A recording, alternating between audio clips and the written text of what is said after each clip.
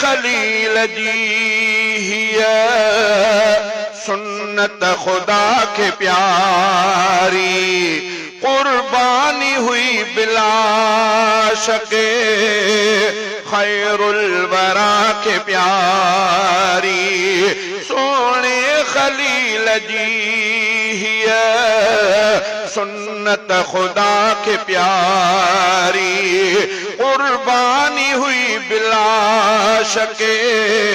खैरुल वरा के प्यारी इन जे करे कया रब अहकाम के जारी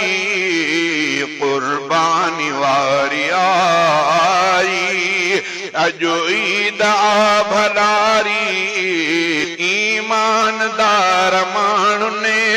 माणी वती करारी